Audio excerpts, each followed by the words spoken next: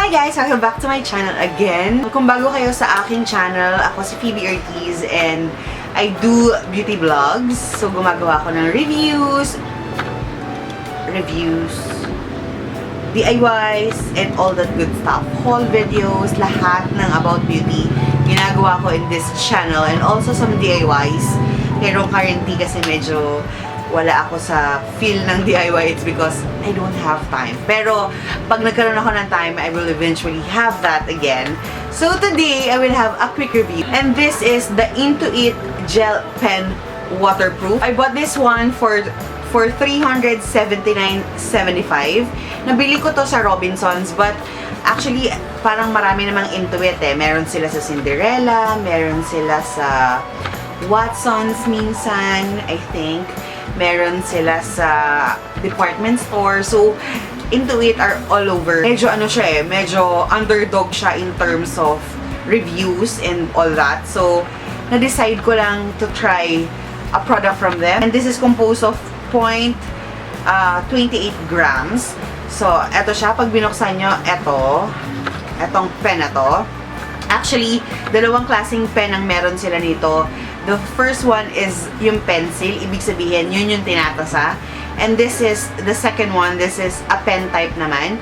Yung tinatasa will cost you like 369 pesos. So, 10 pesos difference lang siya.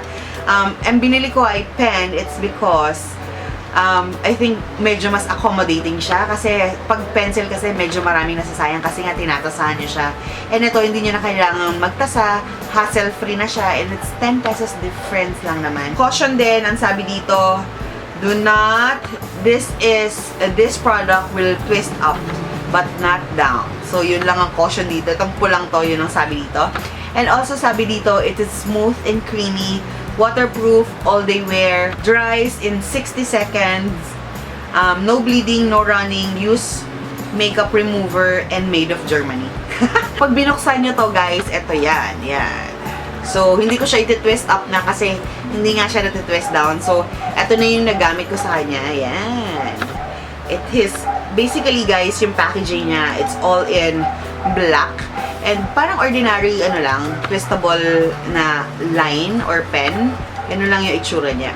So, yung first impression ko sa kanya, guys, is that upon application sa kanya, it's very easy to glide on. Kasi very creamy yung pasensya kayo sa dami ng produkto na nasa aking kamay. Pero it's very, ano ba?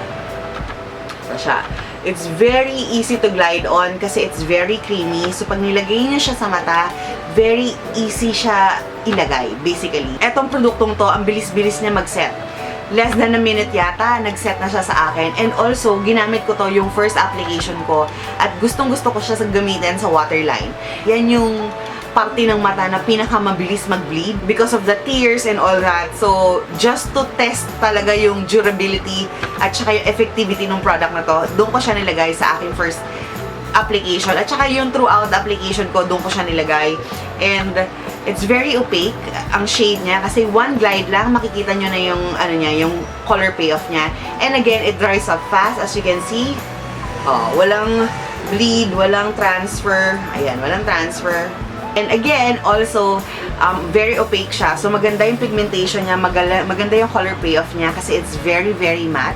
And opaque kasi, ang ganda ng color, ang ganda ng pagka-color ng black niya kasi isang slide nyo lang or isang glide nyo lang nitong creamy consistency na product na to sa inyong mata. Absolutely, it will give you a good black shade. And another first impression sa kanya, if you're gonna smudge it, di ba, minsan pag nag-eyeliner tayo and you want to smudge it, you have to move fast kasi sobrang bilis nga niya mag-set. So, yun lang suggest ko. So, let's talk about the cons about this product. The first cons that I notice about this is very, very visible kasi hindi niya siya pwedeng i-twist down. For hygienic purposes, maganda kasi yung produkto or ganitong pen na natitwist down eh. For hygienic kasi para pag inopen nyo siya, hindi siya exposed to any other, you know, bad elements there is. Kasi, ginagamit ito sa mata eh. Siyempre, prevent natin ma-irritate yung eyes natin. So, yun lang ang basic na number one cons na napansin ko sa kanya. Sana nabababa rin. Hindi lang natataas. Another cons that I noticed is that because it's too creamy, guys. Madali siyang maputol kasi super creamy nito. Also, guys, pag na-twist nyo siya ng masyadong malaki, so pag in-apply nyo siya, eventually mapuputol siya, madali siyang maputol. So, it's very creamy. You have to be very, very careful with that. Kasi, yun nga, hindi siya natitwist down and very creamy siya. Kung ilalagay nyo to sa lid area nyo, again, be very, very careful. And also, hindi kayo makakagawa ng wing line dito. So, I suggest you guys, kung gagamitin nyo siya to and brush it here, and then tsaka nyo siya ilagay sa ice. Just to be safe, ganun yung gawin nyo sa kanya. Now, let's talk about the pros about this product. So, it's very long-lasting, guys. Again, I think yung unang-unang ginamit ko tong produktong to, ginamit ko siya mga around 7 o'clock in the morning. At natapos ako ng gabi around mga 12 o'clock ng madaling araw o ng gabi. And absolutely, you will not see any transfer. It's very there. So, nandyan na siya. As in, hindi siya maaalis. It will stay on you the whole day. So, I super love it. And also, sweat-proof siya. Sweat-proof foundation. It's long-lasting. Waterproof, guys. Transfer-free siya. So, ganun yung produktong to. So, I super love it. Yung durability niya nga tinetest ko eh. So, doon ko siya nilagay kasi pag naglalagay kayo ng any pen sa akin, pag ordinary pen ang ginamit niya sa inyong waterline, sa upper waterline nyo, pag ordinary pen lang, absolutely you will see a transfer on your lower lid or magbe-bleed siya on this area or makakakita kayo by the end of the day in this area. With this product, guys, you won't see it. So, absolutely, kung dyan nagstay on siya, lalo na sa baba at saka lalo na if you're gonna use it as a liner or dun sa lid nyo siya ilalagay. So, it will not do that to you.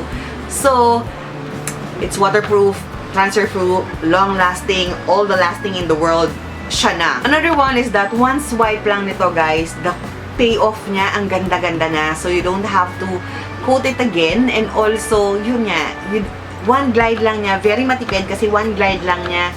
And the color will show absolutely. It's very, very matte black shade. Would give this a 9.5. Ang taas nun for a product, ah. And for a very, very low cost, 379 pesos lang. And you will have a gel liner, parang an eyeliner, a lid liner, a waterline, upper waterline liner, or lower line liner. So, magagamit nyo siya doon and absolutely, you're gonna love this kasi ano pang mahihiling mo sa eyeliner for it to be non-transfer at saka waterproof at saka long-lasting. So, eto na yun. So, basically, guys, I will give this a 9.5. Very mataas yun. Absolutely, I would recommend you guys to go ahead and try it out kasi yung 379